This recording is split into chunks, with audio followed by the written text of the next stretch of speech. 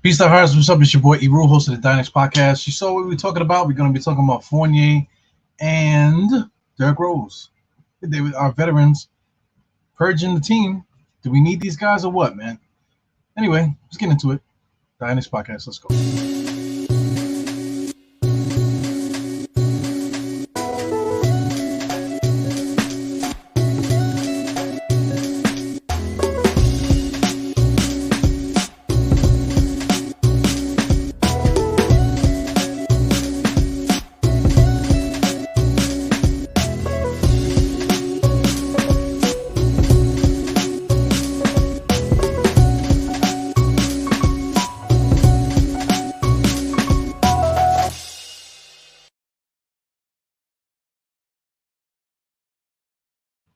Yeah, man. So we here. We doing it.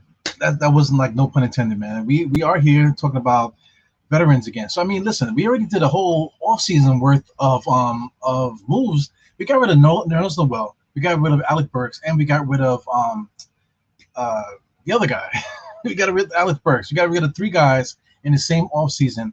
That if I told you that in the beginning of the season, that's what was going to happen, you wouldn't have believed it. You would have thought that we have to tag in one of these first round picks or a couple second round picks just to move these guys. Technically, we did, but then technically we got picks back. Whether the picks are heavily protected or not, we were able to flip these guys and still, you know, come away with assets and stuff like that. But here's the thing, man. Like, in order to win, right? Let me put this up here. In order to win, you need players. You need good players. Every championship team. You want to talk about Golden State Warriors? That's like the recent dynasty. If you want to talk about dynasty, they were the first ones to not the first ones. They just they had Iguodala. Iguodala played in with Philly. They got Clay. They drafted Clay. They drafted Draymond. But before Draymond became Draymond, they had David Lee, and David Lee was an All-Star, played for the Knicks and whatever, man. You want to talk about Harrison Barnes? You want to talk about Bogut? One of the greatest Australian players ever. You know what I'm saying? So I mean, it just goes down the line. You can go to like every championship team, and then just see like a whole plethora of different guys. I'm thinking about Detroit today because I was listening to State argue with Detroit fans today on the timeline on Twitter. But if you think about Detroit, look at Chauncey Billups. Chauncey Billups came from Boston, whatever, became who he was, whatever. Richard Hamilton played with Jordan. He's from Jordan's camp, I guess you want to say, when he was at Washington. He brought everything that he learned from Jordan to Detroit. Ben Wallace was an Orlando journeyman and whatever. He became 6'9" center, this, that, and the other. Rasheed Wallace played in Portland, and this it's just like a lineage, you know what I'm saying, like of guys that have all this experience, and then somehow they come together and win a championship. Take a look at the Knicks when the Knicks made it to the finals. They didn't win, but look at the Houston Rockets. They had Kenny Smith, New York City point guard. He got drafted by Sacramento, ended up in Houston at the end of his career. Mario Elie, a guy, New York City legend, whatever, bounced around the league, this, that, and the other. Otis Thorpe used to be a 20-point-a-game scorer. He ended up being the power forward next to Hakeem Olajuwon. A lot of people don't realize that Otis Thorpe used to average 20 points when he played for Kansas City. Of course, you got Olajuwon. Everybody talks about Olajuwon. Vernon Maxwell, been through the ringer throughout his career, with Houston and stuff. A loudmouth, a guy that's always getting himself in trouble. But look at Sam Cassell. Sam Cassell coming off the bench. Robert Horry was giving birth there. Look at the career of Sam Cassell. Look at the career of Robert Horry, throughout their career. So all these guys were on the same team. You want to talk about Herrera, old school guy Herrera. I think he was from somewhere in South America, whatever. But he was like the greatest player from there, Carlos Herrera. You know what I'm saying? So it's just like a bunch of different players, mixtures that got together that was able to win that championship. If you look at, like I said, I could pull. This is just off the top of the dome. Everything that I do is a freestyle off the top of the dome, man. But listen, you could think about any championship team and just look at the roster and be like, wow, look at all the guys that were on that roster. Miami Heat. Okay, this is the last one. Miami Heat. When they won with Dwayne Wade. Yes, they had Dwayne Wade, but he was young Dwayne Wade. They had Antoine Walker, played all those years in Boston. White Chocolate was on that team. Gary Payton was on that team. Shaq, for Christ's sake, was on that team. There was Alonzo Mourning had a kidney issue. So many different players that they had on that team. There was like a mixture, a plethora of guys that was able to to get there. Even the Lakers. I said it was the last one. The Lakers, Rick Fox and Trevor Ariza, and just all the different guys that came from different places. Brian Shaw. Anyway, these guys, around the league, spent their time in the league, made their names outside, but then they eventually made it to that one team. And it's not a coincidence that all these guys that I mentioned are all winners. I mentioned Sam Cassell, Robert Horry, all these guys, Otis Thorpe, all these guys are winners. They've been winners throughout their whole career. It just so happens that they, through the grace of whatever you believe in, God, these guys get together to make that team. So anyway, I got the Knicks on the screen here, man. So I mean, I have certain guys not highlighted. I don't have Derrick Rose there, and I don't have Evan Fournier. So let's just talk about this roster. You got Julius Randle, came from Kobe's camp, drafted by the Lakers. Kobe was on that team. He got those things in his ear. He was able to get knowledge from Kobe. Not saying that he's going to be Kobe. Listen to what I'm saying. Richard Hamilton was in Jordan's camp when Jordan was young. So I mean, you receive things. Maybe you might not be able to put it together immediately, but as you learn the game and stuff like that, look at Julius Randle. He's in immaculate shape right now. So he changed his body again. I don't know what's happening. I don't know what's going on behind the scenes. I don't know what's going on in between his ears. But he does have that influence. RJ Barrett, the Maple Mamba, great family, comes from a great family, Canada. Always been great his whole career since he picked up a basketball. Always at the top of his class. Mitchell Robinson, you can say the same thing about him. The guy got drafted in the second round without playing any college basketball. And like for some reason he's not able to get better. But he still earned $15 million contract. You know what I'm saying? So I mean, he's a winner. Emmanuel Quickly, how many photos and like videos have you seen Emmanuel Quickly just standing in the background? He's at Drake's house. He's hanging out with Jay-Z. He's hanging out with everybody, and everybody that you can imagine. Emmanuel Quickly is right there with everybody. So that says something. Quentin Grimes, his brother plays hockey, comes from a good family as well. You know what I'm saying? Good shooter, this and the other. He got drafted. He was a high school All-American. These are all accolades, man. High school All-American. He went to Kansas, one of the top schools. Purging schools that take all the talent all around the country. Ended up going to Houston and still won. Still took his team to the Final Four on a whole different team. He's a winner. Obi Toppin, a late bloomer. Throughout his whole career, he's never been the best out of his career, but he always became the best by his hard work and stuff. So I mean, and his dad comes from greatness too. He's from New York, Brooklyn guy. You know what I'm saying? Obi Toppin, his dad's Obi Toppin. What's his name? Dunker's Delight. He has a pedigree. Cam Reddish, the same thing. Cam Reddish came up with in Duke. He had his own accolades and stuff like that. Jericho Sims, the guy can punch his dick to the freaking rim. The guy is amazing, and he seems to be getting better and better. So anyway, we have a bunch of winners on this team, but this is like basically homegrown stuff here. Julius Randle's the only one that I mentioned here that wasn't drafted by the Knicks, right? Oh, Cam Reddish as well. But Cam Reddish, we traded Kevin Knox, so we might as well have drafted Cam Reddish. So I mean, these are all homegrown talent here. Even Julius Randle, we traded KP to get Julius. So if you just forget that we signed KP, you can just pretend that we had Julius Randle this whole time. So technically, everybody that I mentioned here is all homegrown talent. What's missing is those super veterans that had great careers back in the days, and then just end up on that championship team at the right time. You know what I'm saying? I might be exaggerating a little bit, but I mean, the two guys that I mentioned, Derrick Rose and Evan Fournier. You want to talk about probably the greatest French player that ever played? That's Evan Fournier. If he's not the greatest, he's top 3, top 5 greatest French player to ever play for France. That he's on our team.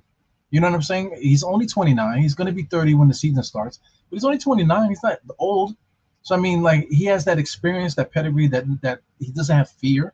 You know what I'm saying? His dad was a judo champion, and he knows judo or whatever the hell, So I mean, he comes from greatness. He's a winner. Derrick Rose, how many times did he tear his ACL? Like gruesomely tore his ACL. How many times he had to come back from all these surgeries and stuff like that, and he always comes back. He's always in immaculate shape. He was like drunk or whatever, or maybe he was high on medication. When he gave like a little speech saying that he's gonna come back better than ever.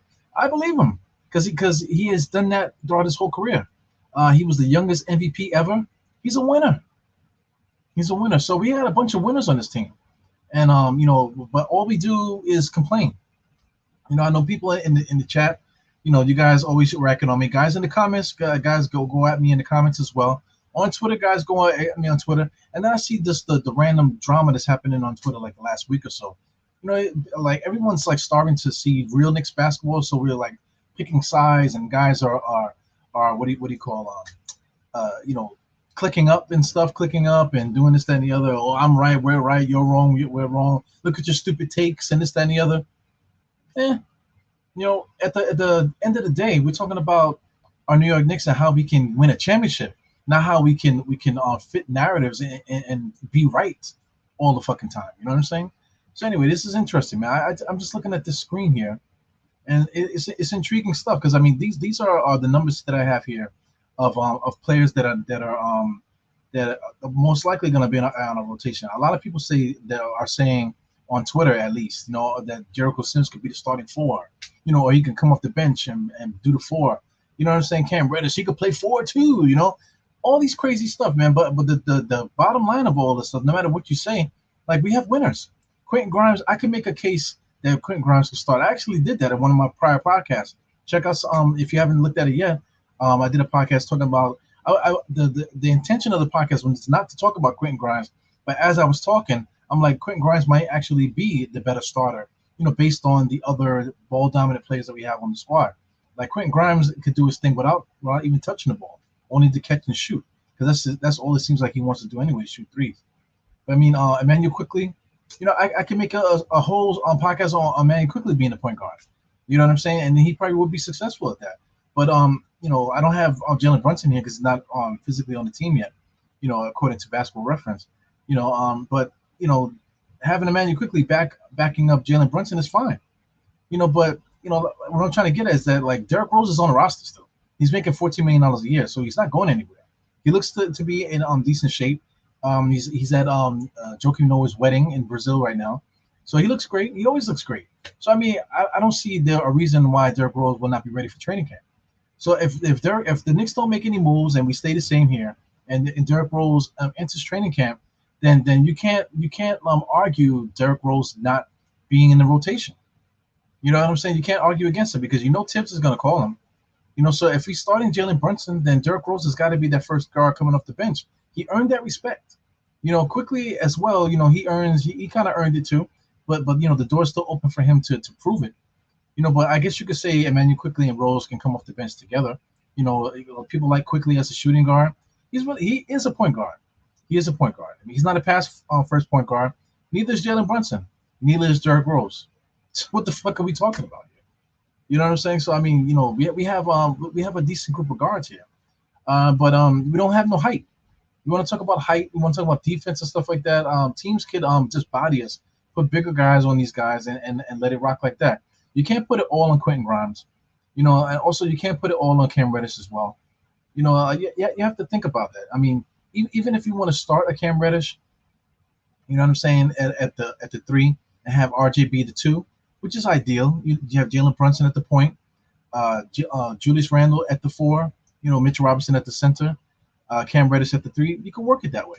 It could work. But coming off the bench, what do we do coming off the bench? We don't have that wing. We're gonna start, have Farron Hunt come off the bench, backing up whatever, or you're just gonna make Quentin Grimes play 40 minutes a game, come off the bench, covering all spots, and then we're just never gonna look down the bench at nobody else. That's what we've been complaining about this whole time, under Tom Thibodeau, that he doesn't look down the bench and see guys. But we're doing the same thing as fans, saying that I'm looking down the bench, I see Evan Fournier, but fuck him. I see Derrick Rose, but to hell with him. You know what I'm saying? Let's just keep the guys that we want out there and just let them stay out there. We're not going to win that way. We're going to win collectively as a team. Of course, 8-man rotations, this and the other. But I mean, 82 games, 8-man rotation. Guys get hurt and stuff like that. Guys are going to come off the bench and show up and show their skill and stuff like that. So you can't, if guys are playing good, you can't bench them, because that's what we were accusing Tom Thibodeau of doing. You know what I'm saying? So, Fournier, whether or not you agree with him starting or coming off the bench, he belongs in the rotation. So you can't really argue it, actually. So I mean, are we going to run an 11-man rotation? I seriously doubt that. But a 10-man rotation, yes. When it comes down to it, there's gonna be a lot of broken hearts, man. But when it comes down to it, like I'm saying, you have to just let it play out in training camp. You have to trust Tom Thibodeau. You have to trust Dice. Dice from the summer league. This coach in summer league right now. You got to trust Johnny Bryant. You got to trust Rick Brunson, the coaching staff. You got to trust these guys. The hope that these guys are really evaluating the players according to what's going on in the practice court, and not what's going on in the back of their mind, or what's going on in their feel and their heart, or who they trust and all that other fucking bullshit. Hopefully these guys are out there because you can't tell me that Evan Fournier is going to come in there and just let Quentin Grimes take his spot. It's not happening. You can't tell me that Quentin Grimes is not going to grind it out and force Fournier, to bow down to him, and he's going to take Fournier's spot. You can't tell me that either way that these guys are going to bow down for each other. Another player that I didn't mention is Isaiah Hartenstein. He's another guy that's going to be in the mix there. So I mean, where do these guys play? We absolutely are not running a 12-man rotation. That's not happening. You know what I'm saying? But we're going to need guys throughout the course of the season, man. So to me, this is an interesting conversation, and I feel like nobody's talking about it because like they're just like throwing up at the notion of having Fournier as a starting shooting guard. Oh, we're gonna be a bad defensive team. Shout out to Andy. Andy said it perfectly. We switch. So Fournier could be guarding one guy, and pick and roll. They switch. Knicks switch. So Derrick Rose, whatever, whoever's on the court is going to end up being on that person. So everyone's going to have to guard somebody at some point. Fournier does a good job playing good team defense, man. So team defense, since we're switching, I think we'll be fine. And the numbers say the same thing too, because regardless of what you think individually what these guys do as a team, the Knicks ranked 11th in defense last year. You know what I'm saying? The Knicks ranked 11th in defense. So it's a bunch of talking, but nothing's really coming together as far as like coming to a solution, or just like just taking it easy and say, listen, I'm just going to enjoy this team for what it is. Like I made the point earlier about winners. We have a team full of winners. It's just straight like that. There's nowhere else around it. France did well in FIBA recently. They were able to beat the U.S. or whatever with Frank Ntilikina and stuff. Fournier was there. You know what I'm saying? So and he was either if he didn't play, he was around the team. So I mean, these guys are winners. We have a bunch of winners on this team, and that's something that needs to be celebrated, and it's something that needs to be talked about. Tom Thibodeau, for as much as I hate him, I can't stand Tom Thibodeau. Like for those that follow the podcast, I do have his face here planted on a clown picture because I can't stand him. I think he's a fraud. I think Tom Thibodeau's a fraud coach, whatever. But he is Tom Thibodeau. So I mean, he definitely got the job, and I don't have the job. None of us have the job. He has the job. So I mean, he has the experience, whatever. So we just got to trust these guys to just do what they do. So I have a couple other things I want to say too, man. But I see people in the chat. Let me say what's up to the chat. As always, Geraldine, I had you up there. Rafael Diaz, Kemba Walker. Kemba Walker, I'm going to talk about Kemba Walker soon. Kemba Walker's not on the team, so I'm thinking about doing something tomorrow. So tune in tomorrow again at 9 o'clock, so we can talk about something as well. So just to talk about Kemba Walker and whatever else I have in mind for that. So just tune in for tomorrow. The Die Hard hour is 9 p.m. You have other shows that you enjoy. Watch us all. You know what I'm saying? But if you're gonna be looking for me, you're gonna see me usually at 9 o'clock. State will pop on probably if we can get together, maybe like 9:30 or so. But 9 o'clock works for me, so you'll see me at 9 o'clock. Shout out to Evergreen as well. I hit up Evergreen last minute, and he was he just wasn't available. So I got to do a better job of hitting up my people to come on here to chop it up with me and stuff. Because a lot of guys have they don't have the time to do a podcast like this. But if they have time to jump on, they'll love to do it, man. So shout out to Raph. I know Raph, you do your thing too, man. But you're welcome. Shah, like I see, Shah, you doing your thing too. I see you. So you're welcome as well, man. So shout out to everybody that's in the chat now. Taryn Mosley, what's good, man? Hey, Taryn, were you at Sims thing? Was that you at Sims get together in Atlantic City? Because I didn't really get to speak to a lot of the guys. I did speak to everybody, but not really. It's just weird. I just didn't really get to have an in-depth conversation with everybody, man. So just let me know in the chat here if that was you there. Yeah, man. Get Randall. Listen. Like based off of what he did last year, I'm down for Randall to get out of here. I already made a podcast talking about Obi Toppin, that Obi Toppin could supplant him and be in the starting lineup. A lot of people are saying now that since he lost the weight, that maybe they could put Obi and Julius together. Because not for nothing, Julius plays like a small forward. He doesn't really play like a power forward. So maybe him losing the weight will help him have a little bit more stamina to last. That's the problem with Julius Randle. He doesn't have the stamina at the end to last because of Tom Thibodeau mostly. But if it comes to the decision where the guys are saying that Obi and Julius could start, I'm good with that. Because like I said, a lot of guys seem to think that Cam Reddish can play power forward. A lot of people seem to think that Jericho Sims can play power forward. So let's make it happen then. If you believe that, then it's possible that it could happen and be good on the court. Because we still have Isaiah Hartenstein, so we don't lose size. We don't lose shooting and that type of thing. We can, like, the world is our oyster. This is what we should be talking about, in my opinion, instead of fighting each other about stupid shit all over the internet. So what's up, David M is here. Yeah, I hope he can give you Kiki Vandeweghe vibes. You're older gentleman, man. If you're talking about Kiki Vandeweghe, so I mean, listen, Kiki Vandeweghe when he came here, forget about that. Kiki Vandeweghe was a bad motherfucker. You know what I'm saying? If you want to talk about the NBA and how they don't put players in the spotlight, Kiki Vandeweghe, yeah, he's a GM. He was a GM for the Denver Nuggets for a little while. I don't know where he is now, but he was a bad dude, man.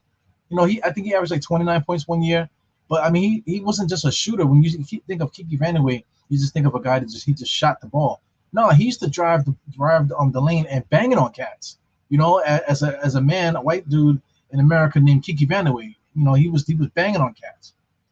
So he came to the Knicks. He had a bad back. He still was able to give us 16 points a game, one year, man. So I mean, Kiki Vandeweghe was good. So I mean, I get it. Like the older version of Kiki, shooting. I get that. I get that. Is that good for us? Yes, absolutely. Because I see people talking about trading for what's the like trading for another shooter. What's the guy's name? The guy that was playing for Sacramento, now he's on Indiana. They're talking about trading for another 3-point shooter when we already have one. We already have a 3-point shooter that don't play defense. So why would we want to get another one? It just doesn't make any sense. It's just wasting time. At least Evan Fournier is 6'8", and at least Evan Fournier we know is not afraid. And he wanted to be here. That's another thing too. Shout out Eddie C.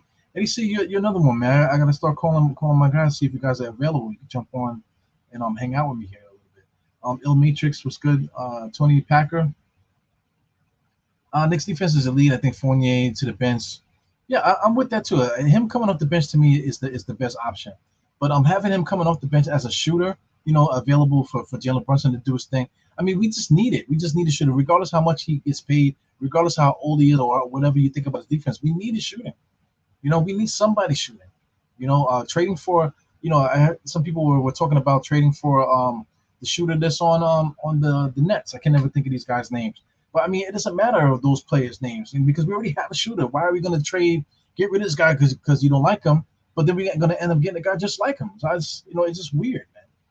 It's very weird. I know we need 3-and-D players, man. But if the team is filled with 3-and-D players or players that play defense, if one guy is not like an above average defender, I think we'll be fine. I think, especially since he's not playing 40 minutes a game. So. Brunson and Fournier backcourt gets cooked 2 times on Tuesday. Hey, whatever, whatever you say. They get cooked, but at the same time, the other team gotta defend them too. So it works both ways. That's what really annoys me about the discussion as well. Because I mean, it's a team sport. They gotta stop us. We gotta stop them. They gotta stop us. When it comes down to it, defense is not really defense. People say defense wins championships. You don't win unless you play defense. That's true. But when it comes down to it, defense wins possessions. So if we can make a stop, that's what we always say. We need to make that. We need to get a stop. So if we can get a stop, great. You know what I'm saying? Get the stop. But we still have to score more than the other team. Like there's no team in the history of the NBA that ever blanked the team out. It was never been 0 to whatever. Even when the Knicks were a good defensive team, even the bad boy Pistons. They still were scoring a lot of points, man. Because even though you're playing defense or whatever, you still got to put the ball in the basket to win. You know, so it's a bunch of cliche bullshit that people are talking about and just wasting time, wasting the argument, wasting a lot of breath out there when there's plenty of things to talk about, man. Um, yeah, man, Tibbs is gonna make the call, see who plays. We'll see, man.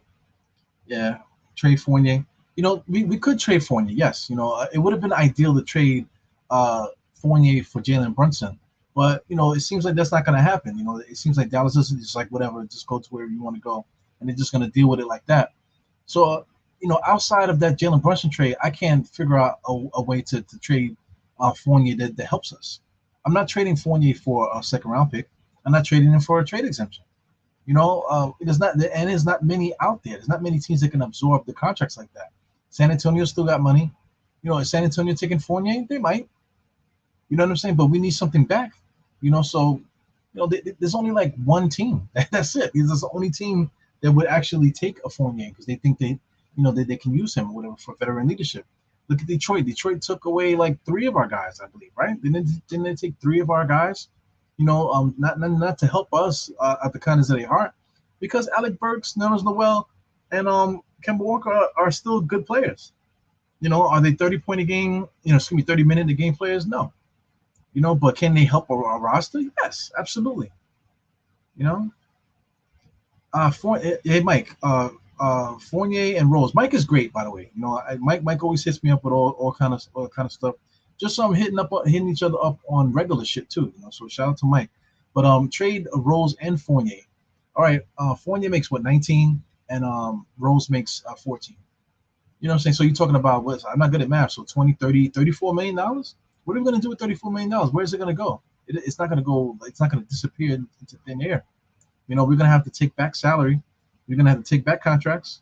You know, unless it's a team that's going to absorb Derrick Rose or whatever. Say like one deal that everyone's going to talk about is Derrick Rose to the Bucks. That could work for them. You know, but how does the deal work? Because I'm not sure if they're under the salary cap or if they have anything that they can give us. Because I heard that Derrick Rose for a second round pick. I mean, that doesn't help us, man. That doesn't help us. It's addition. You know, it's like subtraction, addition by subtraction. You know, but I mean, how does that help us? Like getting another second round pick. What do we need that second round pick for? We got a shitload of them. We got 11 second round picks going into the next few years. So what the hell do we need another second round pick? How does that help us? You get what I'm trying to say here? So I mean, will Todd Gibson stay? Well, he got released. Todd, he definitely got released. He's supposed to be signing with Washington. That's another stupid ass team. Washington. We talked about it like all week, man. Washington already has a bunch of big men there. So I mean, I don't know why he would go there. You know, I don't know why he would go to Washington. It doesn't make any sense unless he's like trying to do some business stuff or trying to sort things out. You know, in the Maryland area, the greater what do they call it? The DMC, you know, the DM whatever it is, the DMV, excuse me, the DMV area. Maybe that's what they're trying to do.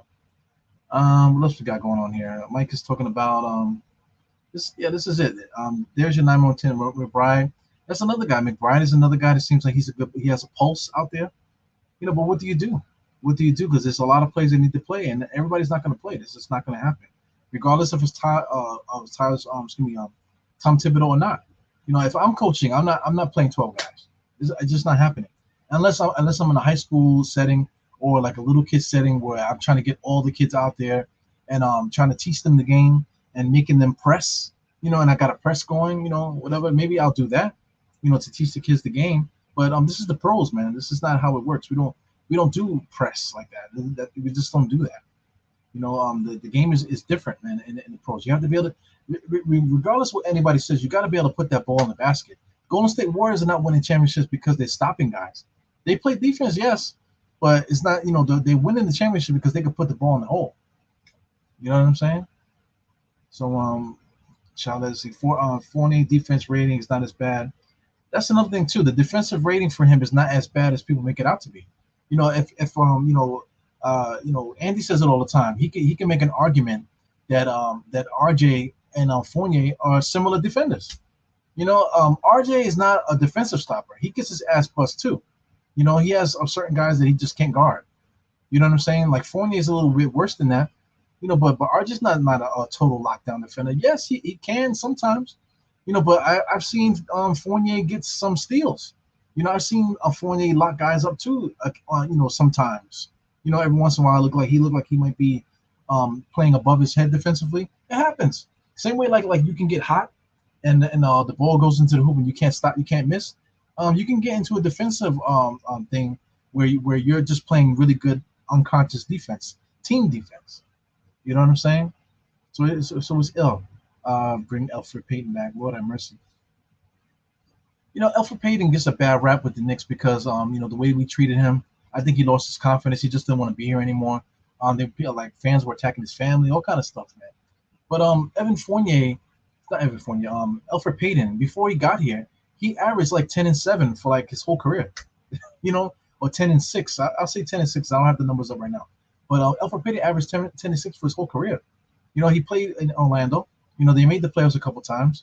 He went to the Pelicans and had triple doubles and stuff like that. So he's not a bad player. When he got to the Knicks, it's just that we blow things out of proportion to the point where we're just irrational in things that we say. So you got to give guys respect when it comes to their skill out there. Everybody could be used in a certain way. You can't have Elfrid Payton say, "Hey, shoot threes." He never in his life shot the ball like that. Probably because of his fucked up haircut that he had, in the beginning, because he can't see. I'm quite sure his brain is all fucked up, because his brain is being tilted because he had that thing flapping in the front of his head.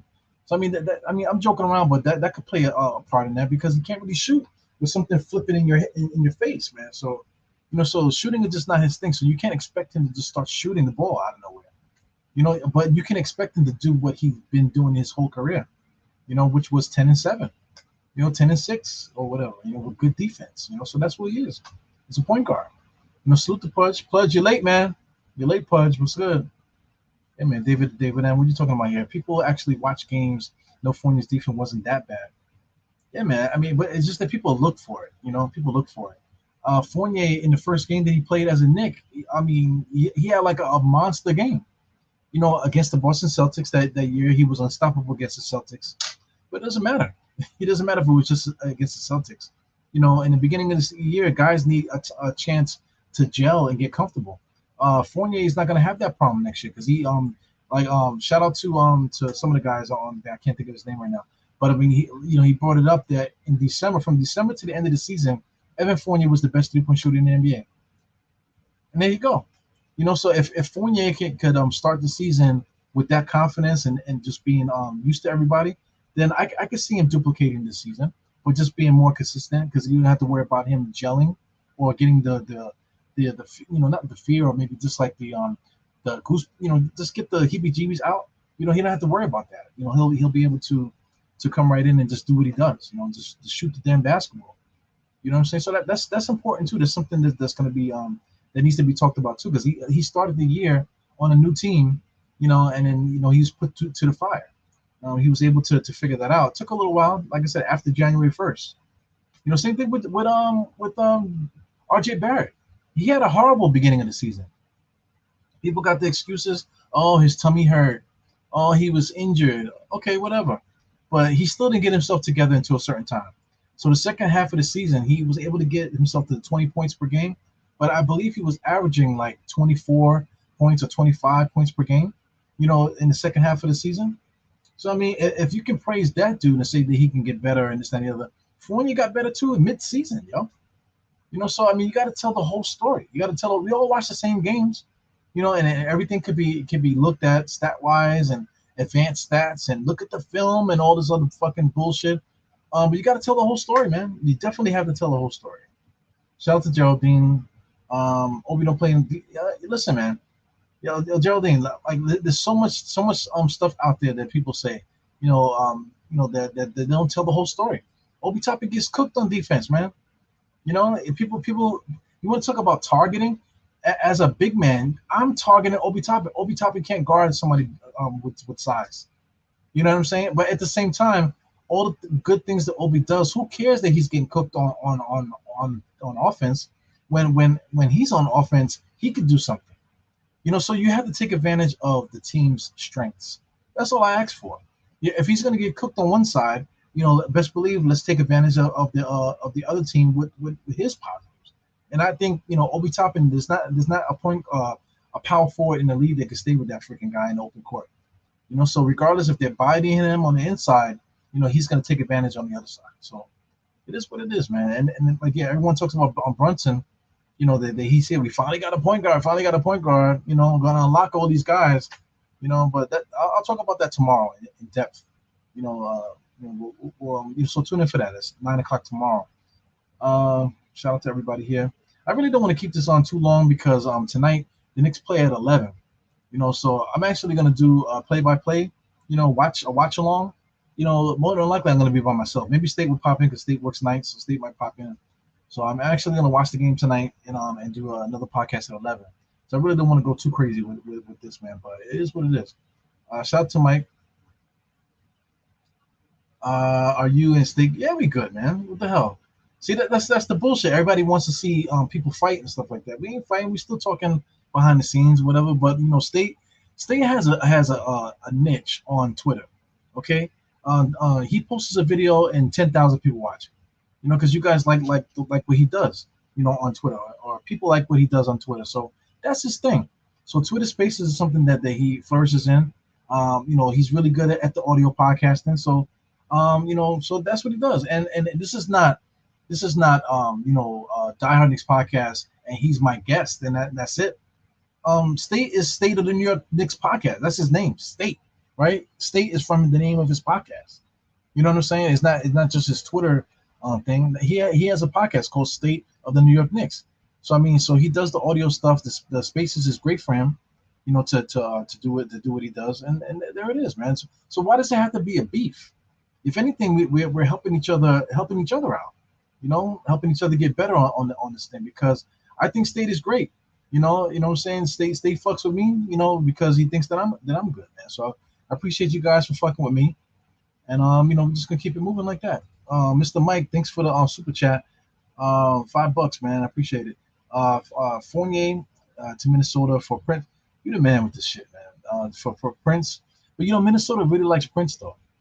I don't know if it's because his name is Prince and he's in Minnesota. That's got to be it. To sell tickets. Hey, Prince is playing in Minnesota.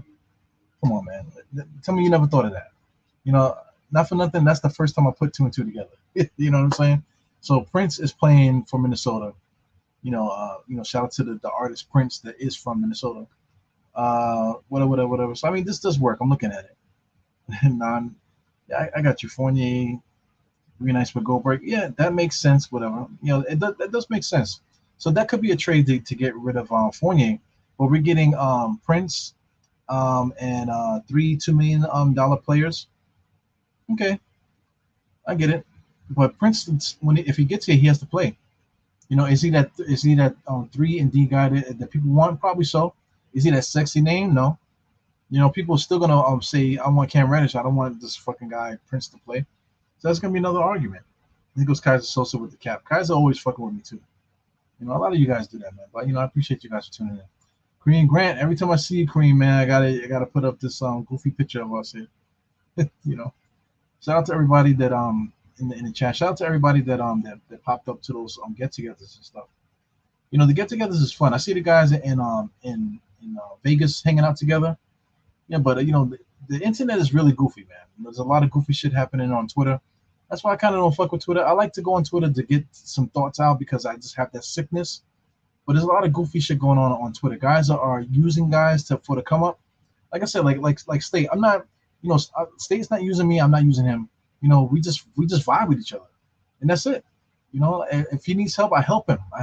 If I need help, he helps me, and that's how it should be. When it comes to this, because I'm in it for the brotherhood, the orange and blue. A lot of these other guys are not really into that. They're younger. They're looking for a career. They're looking to make you look stupid, to make them look good. You know what I'm saying? They're trying to make you lose fans. Like they're gonna try to steal fans from you. It's like crazy, man. It's just, I did not get in there for that. That's like some real goofy shit, man. Guys are real fucking goofy. And not for nothing. A lot of these guys that are beefing on Twitter now, I've met some of them. Had conversations with them, and they are goofy. They're like fucking weirdos, to tell you the truth. But anyway, you had to make that judgment. People think that I'm weird. Some people think that I'm whatever, because people send me DMs and all kind of shit. And I see it, whatever. I was like, whatever, man. What the hell you want? I'm just a guy that just got up from work, kissed my kids on their forehead, and went back here and start talking to you guys. So that's what I am right now. So anyway, the fans that won Fournier traded, a lot of people don't respect him, man. But I get you though. They wanted him to be here. Big shots. They just want to see. Yeah, yeah, I get that. There's a lot of people that just really like tied into developing their guys because they see Golden State winning with homegrown talent. They see the Bucks winning with homegrown talent. Even though the Bucks half their roster was traded to that team. Shout out to who the hell did the Golden State beat? Oh, Boston. Boston has a lot of homegrown talent, but they also have a couple trades too. They have a couple guys there that weren't homegrown talent. So just a bunch of bullshit. It's only like thoughts that only fit a person's personal narrative. So anyway, man. Los Knicks was good, man. Read the guidelines. Yeah, man. You peep the guidelines. I made a mistake and clicked that, man. So I can't get it off now. So just fuck it. Leave it there. So anyway, that's it, man. Tonight we're gonna be watching Knicks at 11 p.m. Yes, I'm gonna watch the whole entire game. More than likely sitting here by myself, in the darkness watching it here on ESPN2. So shout out to everyone that's gonna watch the game. If you ain't got nothing to do, you like my voice, you like to see my face or whatever, and you want to see what the hell I got back here, you're nosy, you're blowing up the screen trying to see what I got back there. Just tune in. For those that are wondering, man, the stuff back here, I'm trying to change the studio. Also, too, we was doing there was not we they were doing construction in the building back here, so we had to do some changes and stuff and move things around. It was kind of crazy, man. So we're trying to figure it out. We're probably gonna end up doing a lot of stuff here, and I'm trying to like reconfigure my studio to make it look a little different. Just to spice some things up and just to give me a little bit more freedom here to move around and stuff and do whatever. So anyway, thanks for tuning in. I see you guys at 11, man. So this is Ebru. Four fingers to the forehead, tucking the thumb salute, and I see you guys at 11:05. If they don't start as sharp, I'll probably start 11:05, and then we'll just go right for it, man. So anyway, see you guys later. Peace.